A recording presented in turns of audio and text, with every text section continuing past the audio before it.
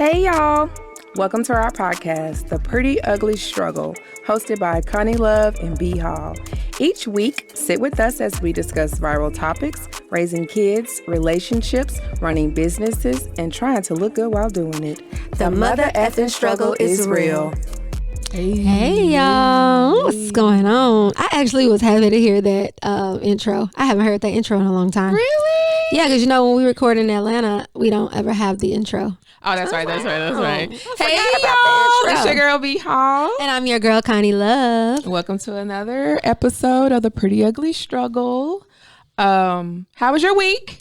Oh, my week Pretty or ugly? It was pretty. Like, I don't have anything to complain about. All the good been outweighing the bad lately, so amen. Great week over here. Nothing exciting really happened. Oh, my daughter's birthday was October the 9th. She turned 17 years old, so we did a little birthday dinner at the house. It was really cute. It was real cool. She was on cloud 9, so your daughter was there. Cute. It was really cute.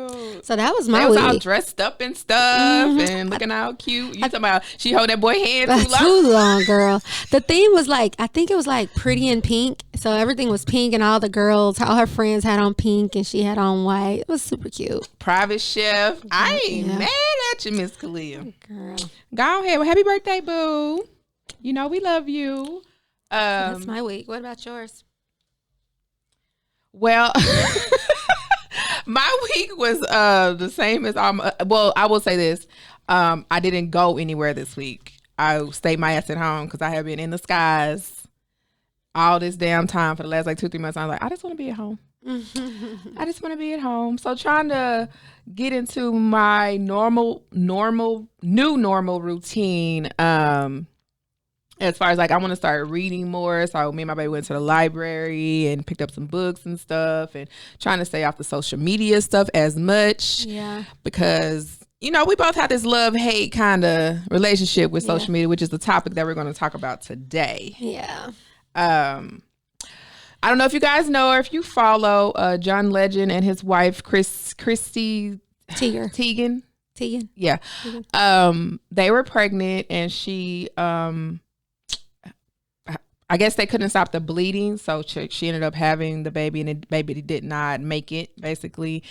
But she put on social media all the pictures of them crying, of them holding their baby, and the grandmother holding the baby and stuff like that. And everybody was just like, why are you putting this on Instagram?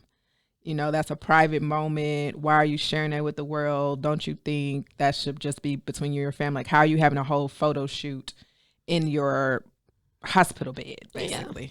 Did you see the pictures? I didn't. I saw, I scrolled by it. I saw a glimpse of it, but I didn't click on it to go into detail, and I didn't really Do you follow her? Picture.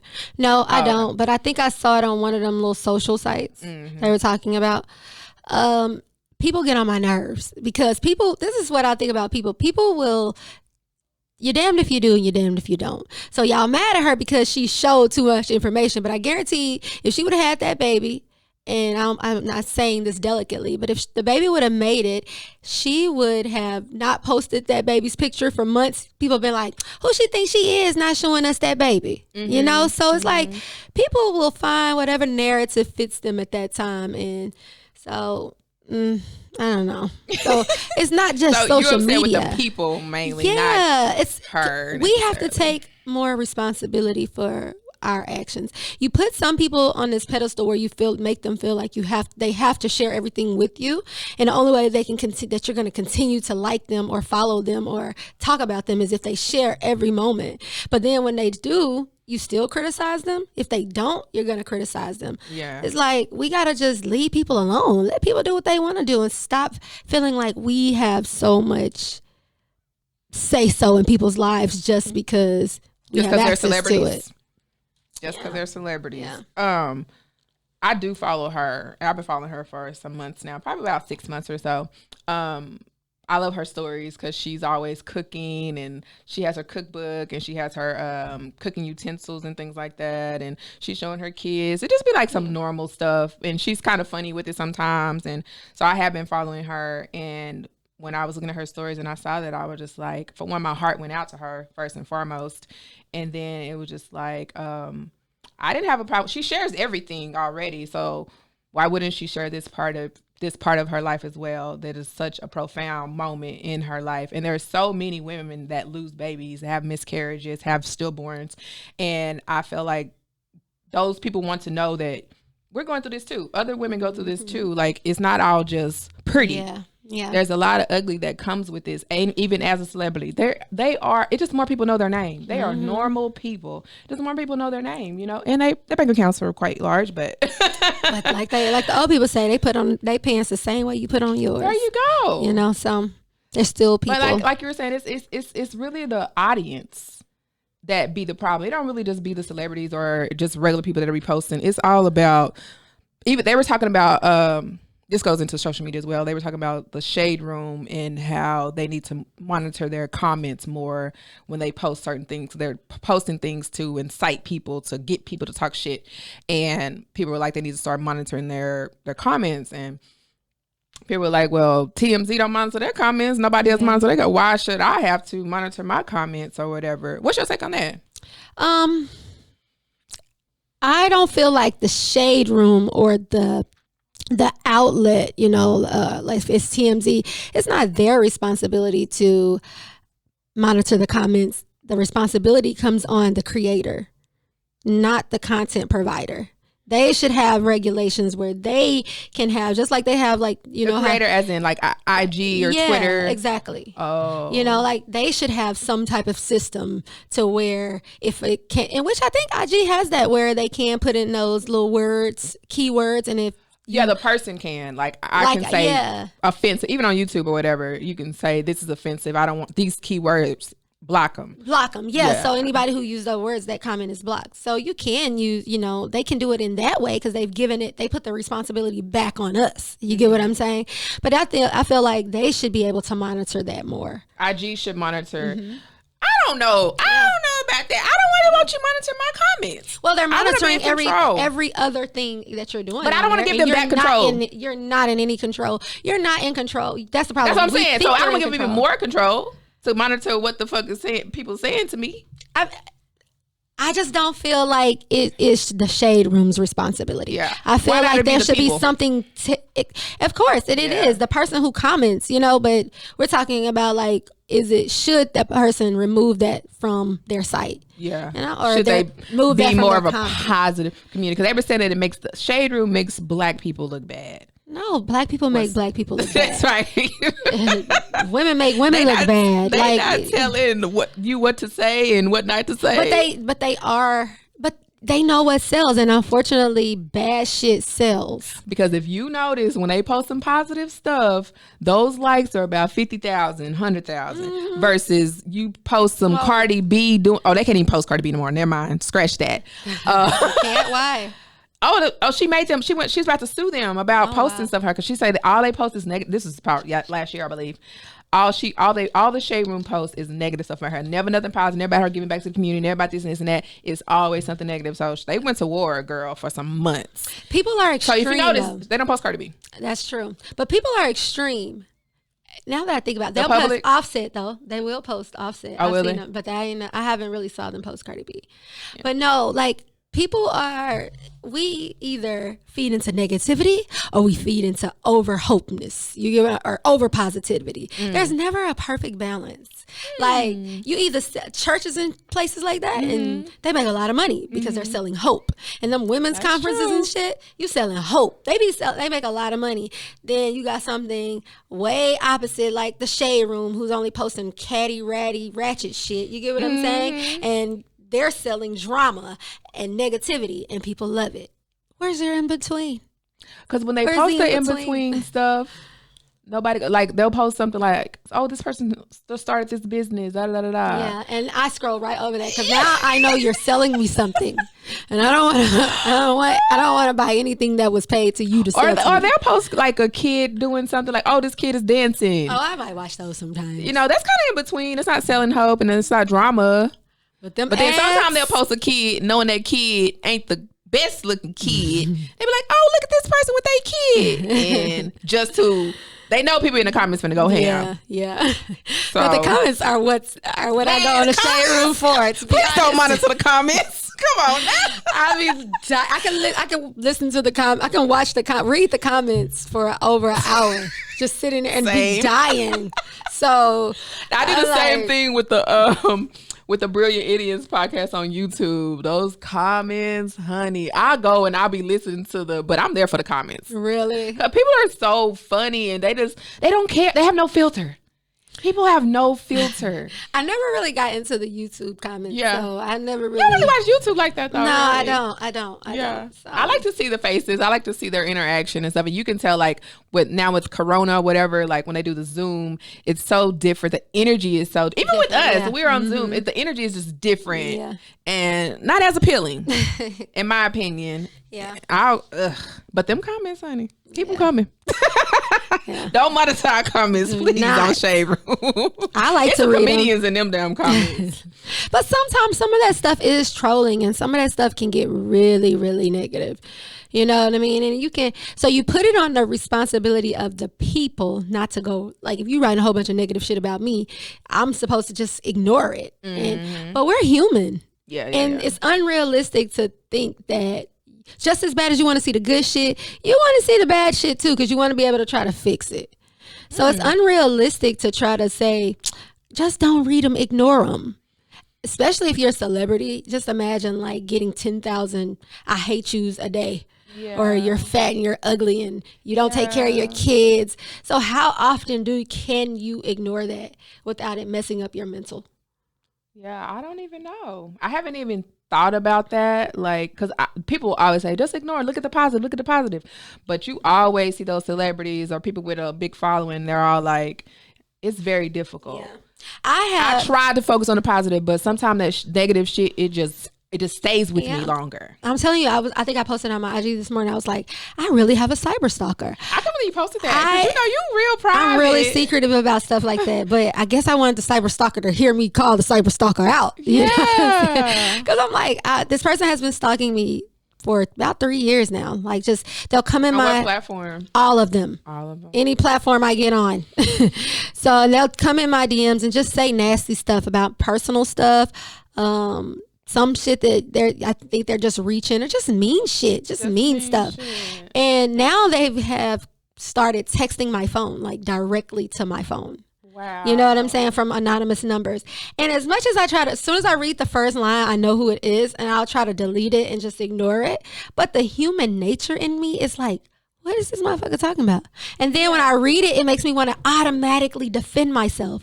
So then I feel crazy because I'm defending myself against somebody I don't even know who it is. I don't even know. So how do you? How do you do this? How do you defend yourself? I don't do anything. But did you text them back? I used to. I used to say a little funny shit back, like, you know. Then I started empathizing with them, like, damn, what's going on with you to make you want to do this to me for this long? What did I do? Tell me. 3 years. Tell me what I did, because whatever I did, I want to fix it. Cyberbullying, cyber stalking. I ain't call it bullying because that person hasn't threatened me yet, you know? They just harassing. Harassment. Okay, you know what I mean? It's just harassment. It's just a whole bunch of just, you gold digging bitch. Shit like that. Like, I just get those texts randomly. God. and then they're so good. Like, that person started at 7:00 this morning, made a fake page on Instagram and sent me a message. And at 7:00 this morning, when I was on the airplane, when I landed, I blocked that fake page, right? When I landed, they had made another one and sent another message within 2 hours. So they make fake pages back to back to back. Oh my God. So just imagine me, a normal person with 100 followers, getting this type of behavior just from 1 or 2 people. Damn. Just imagine a person getting this on a regular. Like, how could it affect your mental? You know what I'm saying? Intense. It is. That's intense. That's a lot. When you're dealing with social media, that's what those people are. They're like a whole bunch of cyber stalkers and bullies and trolls, or whatever names you want to give them. And they're just behind these little emojis, avatars, and they're just saying mean stuff. And that has to affect a person's mental. Absolutely. It has to. The fact that you've dealt with it and can give us that side of it, the normal people, that side of it just really made it real for me. Yeah. Because I don't know, I've never dealt with cyber harassment or anything like that. Like, I don't even get negative comments or nothing. So I don't know what that feels like, but I sympathize with you. Girl, I'm alright. But it's like the part where it be like, oh, I'm gonna ignore it. Like I can ignore it sometimes, you know, because then they'll go like. What if they get you on that day though? You get you on that one day. Got me on a couple of them. You days, know what I'm saying? You know? Just God damn it. Yeah. What do? Do you pray about it? Do you just keep blocking? No. Sometimes I feel better when you talk shit back, even though you don't know who it is. Feel better? You just kind of feel a little bit better. Like, you know what? I'm gonna stand up for myself. So I feel like you have to be mentally strong. Like, because if you're weak-minded or, you know what I'm saying? That could really tear you up. That'll tear you up. That's like in that, the documentary that you and I were talking about, Social Dilemma. Is that what it's called? Yeah. Yeah. So y'all, it's a documentary on Netflix called Social Dilemma, and it dives deep into that whole world of social media, and it's basically interviewing a lot of the big heads that were employed at these different companies like Google, Facebook, and they're talking to these people, and these people are basically saying like, listen, we created this to manipulate your mind. We created these tools to manipulate your mind. So that's kind of the same thing what they were saying. They were talking about how it's addictive. It is addictive. And they make the depression it rate for children has like skyrocketed. I want to say like since 2011, it has increased by 72%, 62% in young adults from 11 to 13. You remember the little teenage girl that was on there? Yeah. That one little was act that they were doing. Yeah. It was just like these are our children. Mm-hmm. We don't even realize how much it affects our children. Yeah. So it's just that whole social media. And we're adults and can't even deal with the shit. Imagine these teenagers. Oh, goodness gracious. And the suicide rate has gone up since then, and social media. Yeah. Just because they can sell some shit to you. Yeah. Basically. Yeah, because so this was the most interesting thing that I got from it. It was when they talked about how you can, basically, we are the product. Yeah. We're not the consumers. You think that we're the consumers, but honestly and truly, we're the Between product. the big businesses, we're the product. We're the product. Yeah. And the consumer is the advertiser. Right? So that's where they make their money off of advertisement. That's how every social media site makes their mony. But their goal is to keep our attention. Our attention is what's for sale. Right. So they want to they have all these algorithms and all these things to make sure, this artificial intelligence, to make sure they are monitoring what you're doing, not so they can sell your data, because that's not where the money is. It's so that they can keep your attention, so that they can sell your attention. Because to the advertisers, you know. Here's some quotes from Social Dilemma. It's a Netflix documentary. How much of your life can we get you to give us? We're the product. Our attention is the product being sold to advertisers, as Conni Luv just stated. If you're not paying for the product, then you are the product. Basically what you were just saying. Social media isn't a tool that's just waiting to be used. It has its own goals, and it has its own means of pursuing them. Oof. Yeah. If I could market some shit like this, it's a marketplace that trades exclusively in human futures. Yeah. What do you think about some of those? I'm disgusted. Ugh. Well, how does it make you feel being a person who is on social media and actually, you try to do you engage? Yeah. Like, so how does that make you feel? As a content creator. It kind of makes me feel horrible. Like I'm a part of the problem. I'm a part of the problem. Especially since we've been in the house in quarantine. I don't think nobody quarantined no more. But hey, Corona's still out there, y'all. Y'all see y'all president got it. God dang it. And didn't quarantine for 3 days. I couldn't believe that He took the magic pill.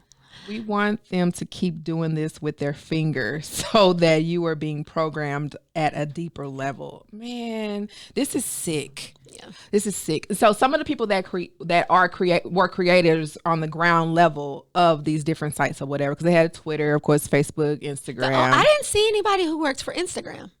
Oh, really? I noticed that. I was like, none of them. Oh, they didn't want to speak about it, huh? Yeah, it was mostly about Facebook. It was really Facebook and Instagram the same, so yeah. I mean, they're owned by the same company, so. But I didn't see any employees like on the Instagram side. But which one are you more prevalent on? Do you more are active on? I think it's even for me. Even. I think it's even. Like I probably spend more time on Instagram because the scrolling is easier. It's less reading. Instagram is really pictures. Oh, okay, yeah. You know what I mean? And you can take a glance at a picture and you know what you're getting into. So Facebook is more personal, so you're reading more and you're actually, which is why I deleted the damn app, because I spent so much time in those groups talking, forming relationships with people, giving advice to people. It consumes so much. In that 8 months that I had Facebook, it consumed so much of my time. I was like, and I'm not getting anything from it really. I'm not making no money from it. I'm not, you know what I'm saying? I'm not really gaining anything from it. And I was like, you're just on it, and then they're doing little things in the background to make your mind subconsciously just stay there. Yeah, they're doing it on purpose, and now you're stuck, and they done sold your 4 hours of time to some big whiz advertisement company. The final quote is, social media is a drug. Oh yeah, and all of us are addicted to the shit. Yeah, that's whether we want to admit to it or not. It's like that whole new, like, fame is a drug, you know? People don't think that you can become addicted to fame or popularity. Or you don't think that you can become addicted to your... You definitely can. I could definitely see that. And I just got on social media probably like 4 years ago. I haven't even been on that long. But it's just like, when you're getting... Well, for me, when I'm getting all of this, like, positive attention and all these likes and all this type of stuff, I'm like, it feels good to me. I want more. Give me more. So I could see how it become, like, when you become famous and you're like, yeah, I love this attention, and people out here signing autographs and all this kind of shit, want to take pictures with you and stuff. I ain't there or whatever, but I'm like, I can understand how it becomes addictive. It's a fucking drug. It's a fucking drug. Yeah. Unfortunately, we're all hooked. Take the bait out. I think for me, when it came to social media, the likes and all of that stuff kind of really wasn't... It didn't really do anything for me because I feel like it's just so minute. I feel like it's fabricated. You know what I mean? You know how I be like, you don't really, I just posted a picture. It don't mean nothing. You don't even know what this really mean, you know, and you liking it. You said it's fake. Yeah, it's kind of fake. So it's fake love. So I've never really kind of been interested in it. And it's weird to get love. Are you a lurker? People. I'm alert. I don't read other people's stuff. I shop. That's what I do on social media. Oh, okay. Like, I shop. Like, I'm addicted to, like, looking at, I like that, what she got on. And then trying to research where I got it from, or I'm looking at, I am the consumer that they love because I'm looking at advertisements and I'm clicking on that shit. I buy so much bullshit off of social media, Instagram fake boutiques and Facebook Chinese boutiques. They all be getting my ass every single time. Girl, you haven't learned your lesson yet. I still haven't learned my lesson. I just pray that it's right. Yeah. Girl. So you're a shopper because then you have your lurkers. I was public for about the last 2 years. I was public with my page, and then like last week I went private on my page, just randomly just to see the difference. So one of my videos got like 1,600 views when I was public, and then one of my videos got only 500 views when I was private.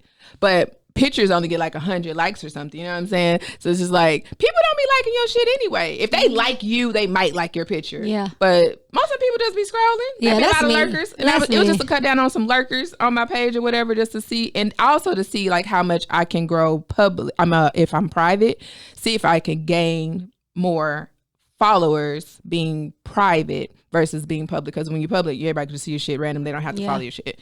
But so I was just trying to see just a little social project to see how it goes. But the oversharing, I'm an oversharer. I'm a poster. I'm an oversharer. I like to engage. I like to watch people's lives. I mean, it is something too. Like there's certain girls that I like to watch their lives, and when they're not going live, I'm like, damn, she been live in like 4 days. Where's she at? What's going on? Like I don't fucking know them. But I be trying to figure out what's going on in their life. Is they okay? You know? they ain't posted or whatever. Like, yeah, I definitely get it. That's where my conflict is, though, with the sharing part. I don't know what's too much. I don't know what's not enough. So I end up not posting enough, or I end up posting some silly shit. You know, like I don't. And so, I'm so big on being authentic that I want to show you who I am. Mm-hmm. I don't want you to create a perception of me. I want to give you the only perception of for who I am. That don't fucking matter. So I don't want to. So that's for me, like the whole, like engaging and posting and all of that stuff. Decide who you are for them, no matter what you post. And I'm saying this from me. I'm an overposter. I overshare. I'm an open book for the most part.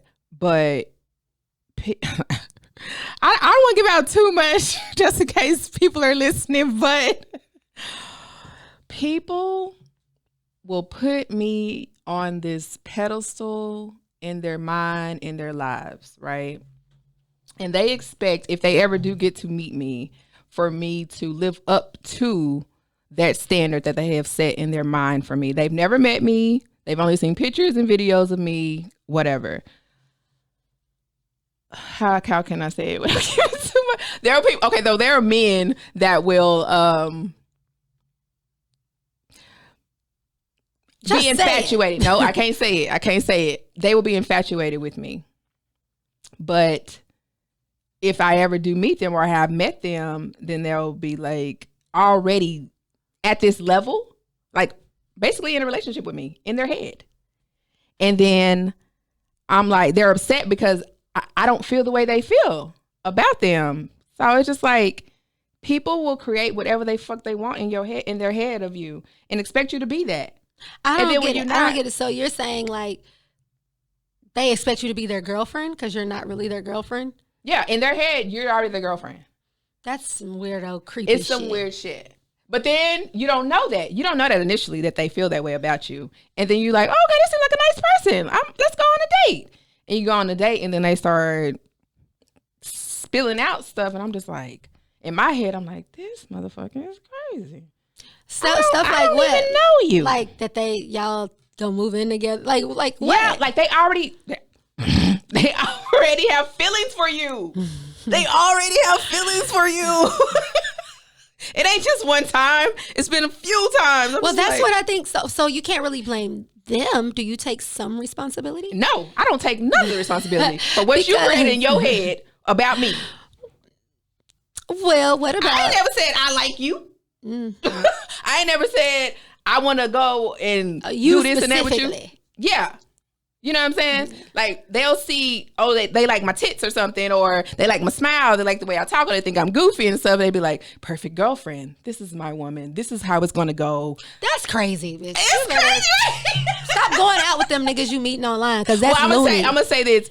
When I have met people online, it's been because I knew them through somebody, for most part. Besides the fuckboy we had on. But when I have met people online, it's because someone knew them that I know personally, if that makes sense. But even them, they still be creating some shit for themselves in their head. Because either the person that is our mutual friend has said good things about me, you know, for the most part. And they like, okay, yeah. I could see them being extremely comfortable with you.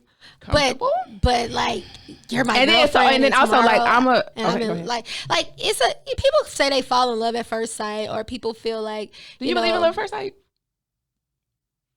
I do. Oh shit! I do. We'll talk about that next episode. But I really like that. I like that. So people believe in that. So when you see somebody and you've actually gained these feelings, and then that person's showing me attention, because you're a DMer. Like if they DM you, you DM back. So for sure. You're holding these conversations with them, and you're sharing so much of your personal self, and you share it in personal, intimate moments. You know what I mean? So that person is like, I can see them being infatuated. Mm-hmm. But it's crazy when you say that they've made up a relationship that in their head, and they first time ever dating, they want to go move in and all that. That's a little absurd. Or even with the sex tip, like they'll imagine having sex with me already, and you know, I'm kind of a prude initially like that. I don't like to be alone with a man if I'm not ready to have sex with them. Like I'm real iffy about certain things as far as when it comes to sex. So when they've already in their head made love to me, and I'm just like, I don't even want to hold your fucking hand. Yeah. You know what I'm saying? Yeah. It's just like, That's just, yeah. So, but when you're so comfortable, it's, I can see a person being confused. When you're so comfortable speaking about something, like openly, if you want to talk about, you openly talk about sex and you're very sexual and very intimate, I can see that person, you know, feeling like you're going to be that type of person when they meet you, because that's the perception you're giving. You know what I'm saying? That's why I said, do we feel like we take some of that responsibility of helping create a perception? Because if I come on here and I'm bubbly all the time, like, hey girl, and and then so then when they see me, they're like, this bitch mean as hell. Like, she wasn't even smiling, you know? So it's kind of like, because I'm going to expect, okay, if I see this girl, she's going to be goofy, because that's persona she's created for herself, you know? For me, as far as like sexy, I don't give a sexy persona. I'm going to give a goofy. The first thing you'll think about Bridget, she goofy as hell. You know what I'm saying? She got some big titties or whatever, and she goofy. But I don't really just be like talking about sex and stuff. Even on my social media, when I do my question sessions on Tuesday nights, people will ask some sexual stuff. I may answer one or two, but it's kids on there that follow me and stuff. So I don't just really go like that. So they don't really get that from me. But if you just see some titties on your screen and a smile. You feel like so you're saying they ain't seeing, they just automatically they had sex with you. Bridget, what kind of followers you got? Blows my mind. You need to do not go out on no more dates. No more dates, y'all. That you find it on Instagram, because these niggas sound crazy. But again, it's not even just on social media. There was a time when the clubs were open and stuff, and you be going out, and there was a club that I would frequent, and the manager of that club had this thing for me. I didn't know it. Every now and then he would send a free drink through a waitress, and I'd be like, "Oh, thank you," and then we go about our business or whatever. But not realizing he also, when he goes home at night, he thinks about me. And years later, I found this out. But what's wrong with that? I don't see nothing wrong with that. Because you already put me on this pedestal that you think I'm this person. And when you meet me and I'm not that person, then it's like, it's conflict. I don't want to have no conflict. I feel like you need to meet me and understand who I am before you put me here. Because I might not be what you have created in your head. Yeah. But I guess that's what celebrities go through. Like, we put celebrities on this pedestal. Yeah, that's a fact. You know what I mean? Like, you know, and some of it's earned. Like, you can look at some. Yeah, some of it's earned. They got long histories of great work, and they do all these great things for the community, you know, whatever. So they earn that by the perception that they've given us of who they are. And it becomes like a false admiration, is what you're saying. It's like a false admiration. Because I don't know if it's false admiration. They do admire you for those things. But when they then you're saying, get to know me. So when I get to know you, and I'm like, okay, yeah, she's doing great things, but the bitch is a thief too. She be stealing. You know what I mean? Or this bitch is me. She be her kids. You know what I mean? Like, when you start finding out personal shit about them, you be like, I don't know. Yeah. You know?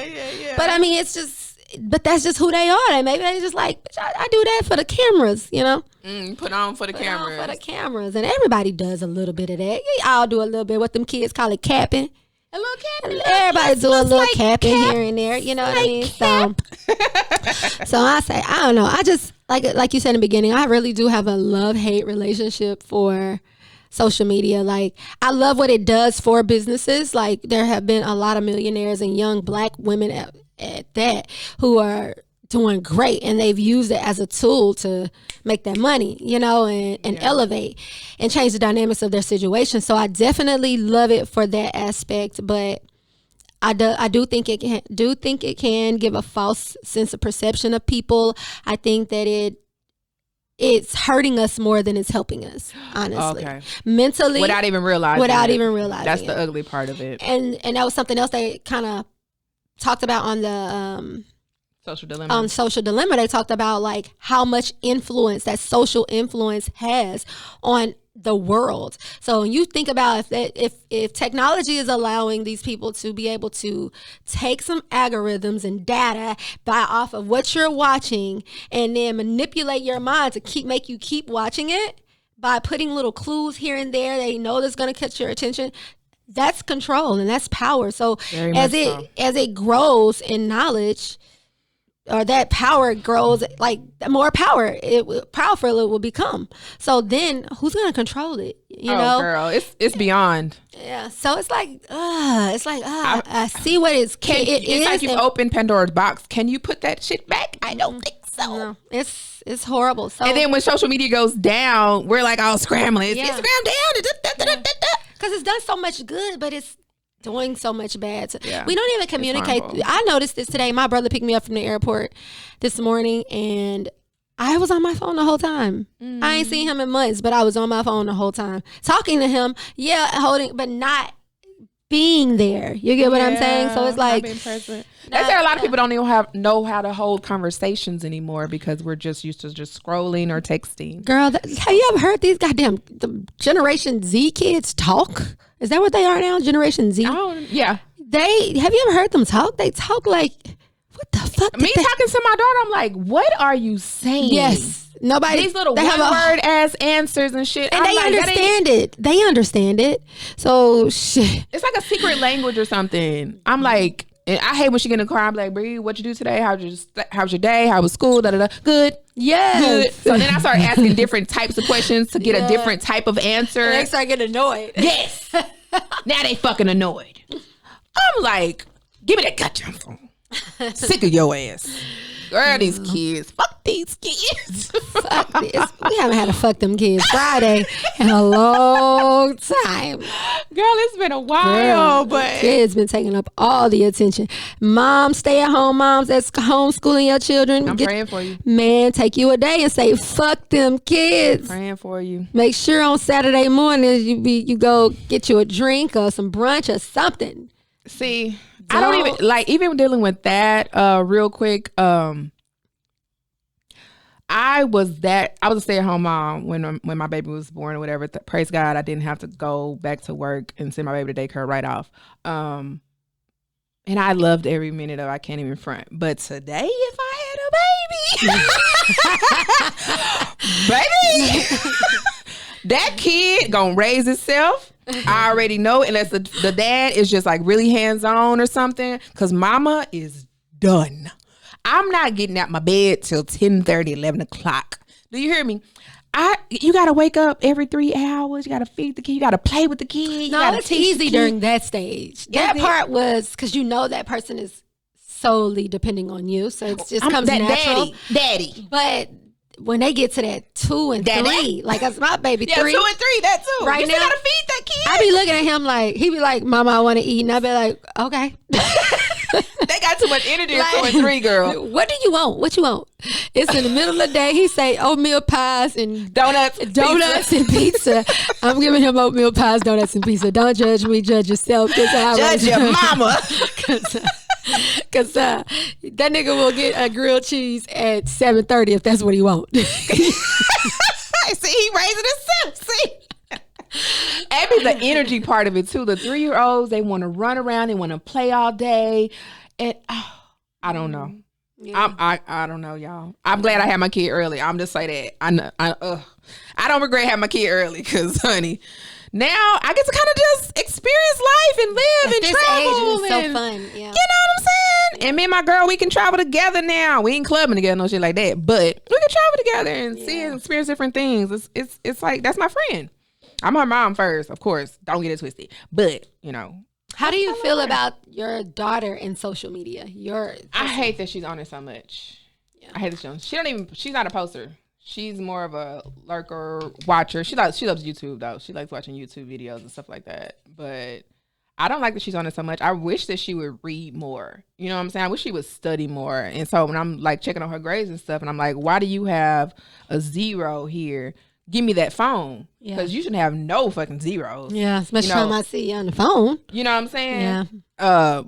So let me have that phone while you go look on the computer and look up your work or whatever, some shit. But yeah, I mean, it's just a part of it. That's their lives now. You know, every generation has something.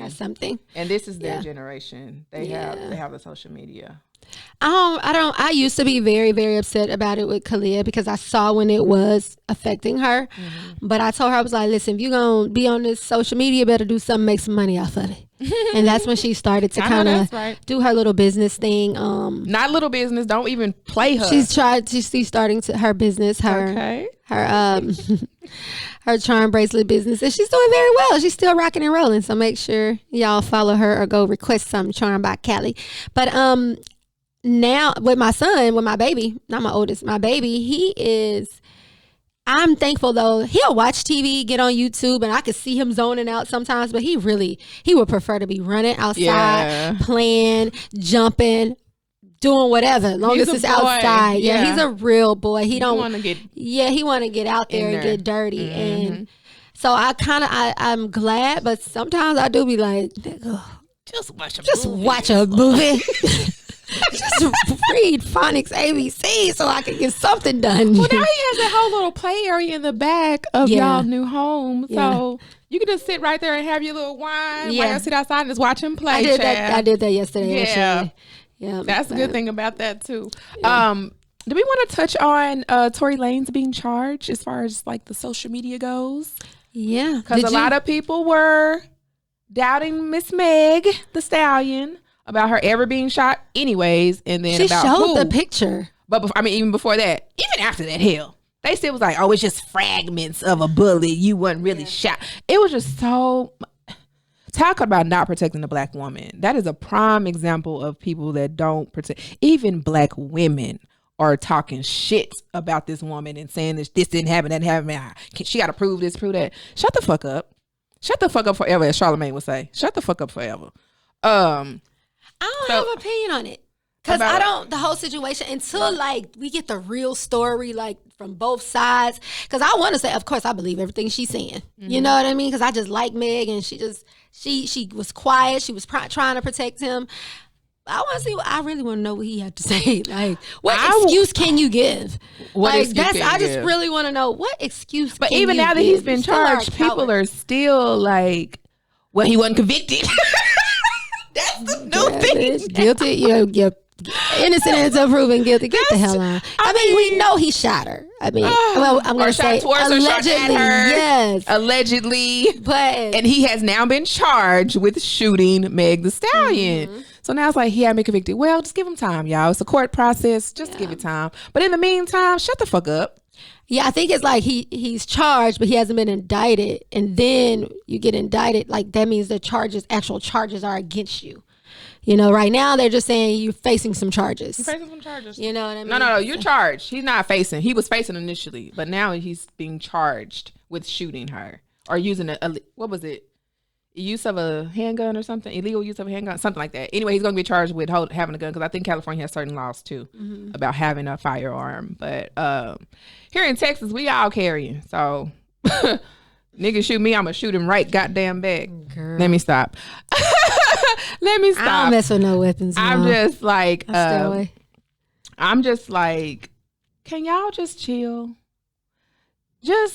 Why do you have to be so negative? I guess that's the thing. Like, why do you have to be so negative about things? Like, why can't you just like see what happened? Like, you can state your opinion, of course, and all that type of shit. And I will get in the mix. I'll get in those comments, and I will get in the mix, and I'll be defending this person, defending that, because it's just like, and or even not just defending. It'll be more of like giving the other side of it. Like, I understand that's how you're thinking, blah blah blah blah. But did you think about this aspect of it? That's kind of how I argue in comments or whatever. But I was like, let the courts handle it. And like you said, I do want to see what his defense is. Yeah.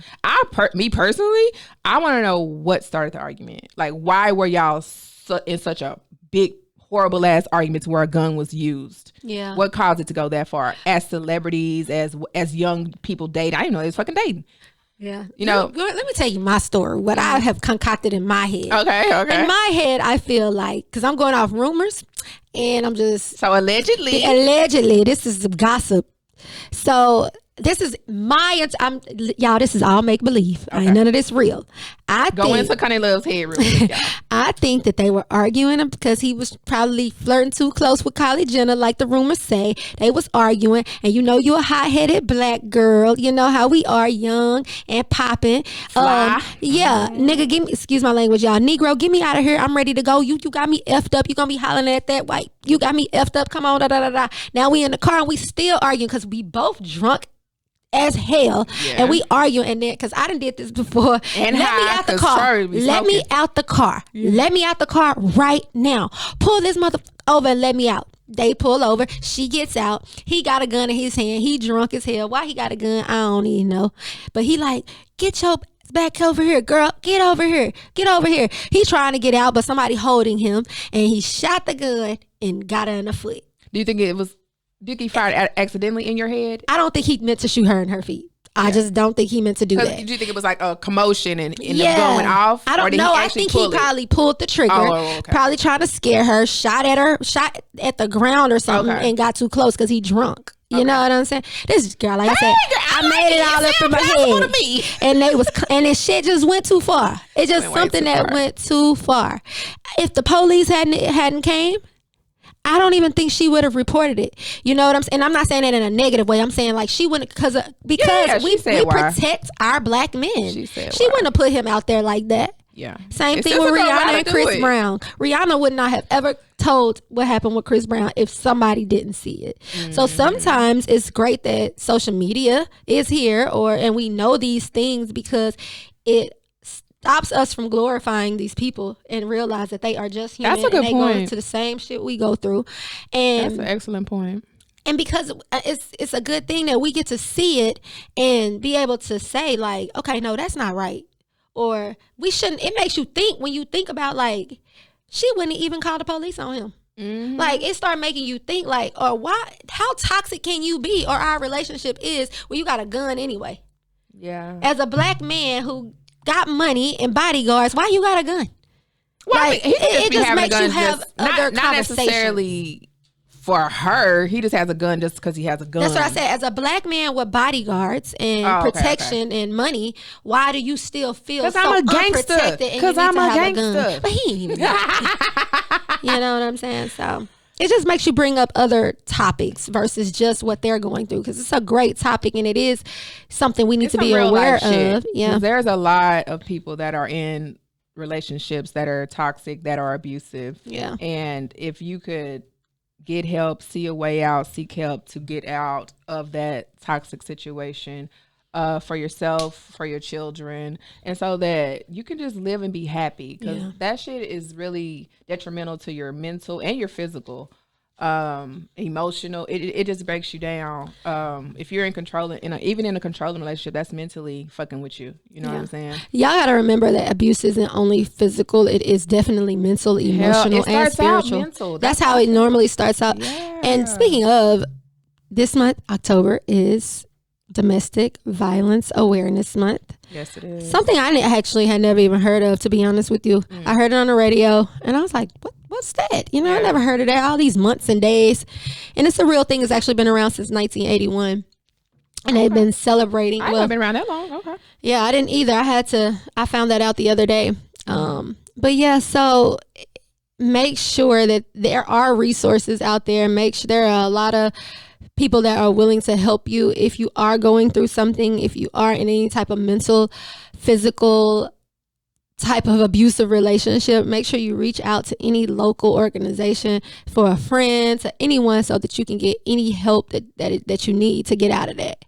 Because I know that shit can be that shit can rock your world. And you be thinking you a solid person. You like, that will never happen to me. And then it happens to you. Yeah. I was that person. So me too. Definitely make sure y'all get any help that you need. If you want to reach out to us, if you need a lifeline, call your girl, because I will be there for you.